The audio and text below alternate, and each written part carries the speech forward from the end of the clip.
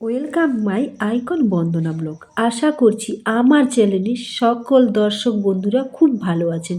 আজ আমি শেয়ার করব চিকনি শাকের ঘন্ট রেসিপি। খেতে এতটাই ভালো হয় যে এই একটি পদ দিয়ে পুরো ভাত খেয়ে নেবেন। ভিডিওটি ভালো লাগলে লাইক কমেন্ট শেয়ার করতে ভুলবেন না। আর চ্যানেলে যদি কোনো নতুন বন্ধু হয়ে থাকো তাহলে চ্যানেলটিকে সাবস্ক্রাইব করে পাশে থাকা বেল আইকনটি প্রেস করে রাখুন, যাতে করে নিত্য নতুন ভিডিও দেওয়ার সাথে সাথে খুব সহজে পৌঁছে যায় আপনাদের কাছে। গ্যাসের ওভেনে প্যান বসিয়ে দিয়েছি, তো এর মধ্যে সামান্য সর্ষে তেল দিয়েছি। তেল গরম হতে এর মধ্যে বিউলির ডালের বড়ি বেশ কয়েকটা দিয়ে দিয়েছি। তো এরপর আমি এই বড়িগুলোকে উল্টে পাল্টে লাল লাল করে ভাজা ভাজা করে তুলে নেব। বড়িগুলো ভাজার সময় গ্যাসের আঁচ একেবারে লো টু মিডিয়ামে রাখবেন। তো হাই করে বড়িগুলো ভাজলে কিন্তু পুড়ে যাবে, আর পুড়ে গেলে একদম বড়ির যে টেস্ট সেটা পাবেন না। বড়িগুলো ভাজা ভাজা করে তুলে নিয়েছি। এরপর এই তেলের মধ্যে আমি 50 গ্রাম চিংড়ি মাছ ধুয়ে পরিষ্কার করে রেখেছিলাম, নুন হলুদ মাখিয়ে চিংড়ি মাছগুলো দিয়ে দিয়েছি। তো চিংড়ি মাছগুলো ভাজা ভাজা করে আমি এখন তুলে নিচ্ছি। দেখুন চিংড়ি মাছগুলো ভেজে নিয়েছি, এখন তুলে নিচ্ছি। তুলে নেওয়ার পর এই মধ্যে আমি বেশ কিছুটা পরিমাণে জল দিয়ে দিচ্ছি। তো শাকের পরিমাণ যেমন সেই পরিমাণ অনুপাতে এখানে আমি ডাল নিয়েছি 50 গ্রাম, আর এর সাথে নিয়েছি আমি একটা মিডিয়াম সাইজের আলু, আর নিয়েছি 50 গ্রাম চিংড়ি মাছ, আর ওই যে কয়েকটা বড়ি নিয়েছি বিউলির ডালের। আপনারা চাইলে অন্য কোনো বড়িও এর মধ্যে দিতে পারেন।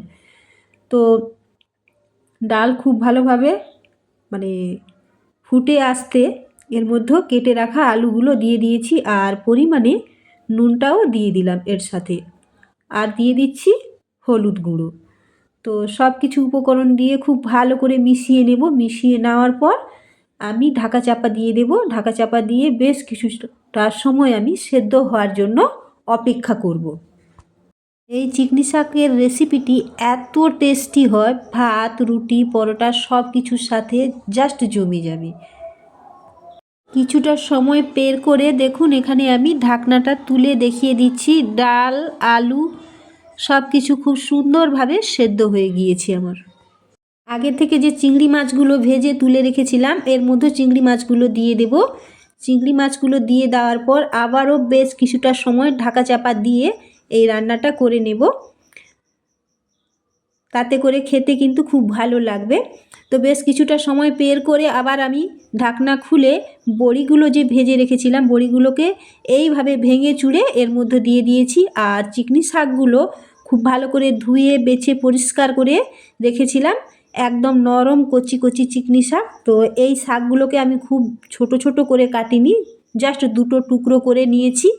তো শাকগুলো দিয়ে সমস্ত কিছুর সাথে খুব ভালো করে মিশিয়ে নিয়েছি। মিশিয়ে নেওয়ার পর জাস্ট 2 মিনিট আমি ঢাকনা চাপা দিয়ে দেবো। তো ঢাকনা চাপা দিয়ে দেওয়ার পর আবারও আমি 2 মিনিট পর খুলে দিয়েছি।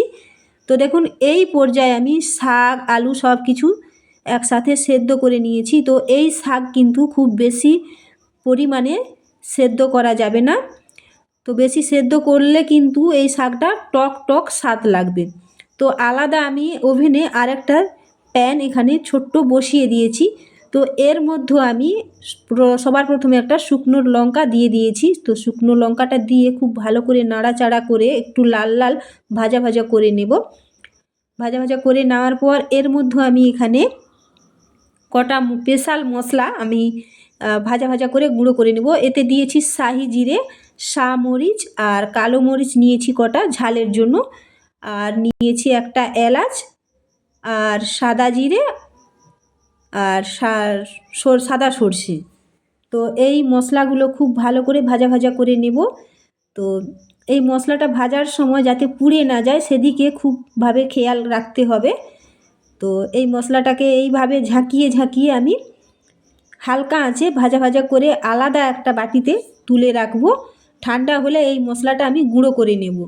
তো সবশেষে আমি এই মশলাটা ওপর থেকে ছড়িয়ে দেওয়ার জন্য।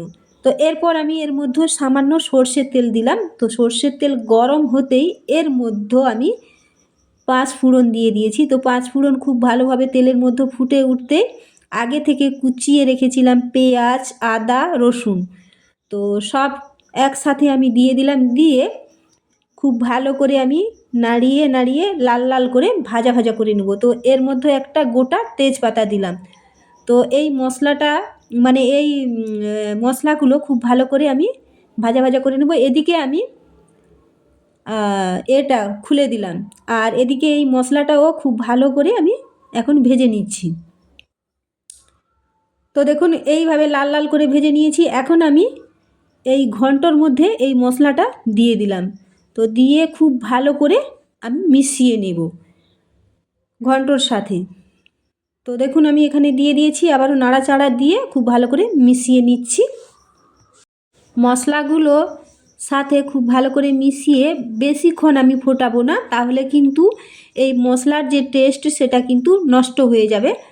তো আমি 1 থেকে 1.5 মিনিট আমি এই মশলাগুলো দিয়ে ফুটিয়ে নিচ্ছি। তো এর মধ্যে আমি এখন কাঁচা টমেটো যেহেতু আমি দিইনি, তার জন্য এখানে 1 চামচ টমেটো সস আমি মিশিয়ে দিয়েছি।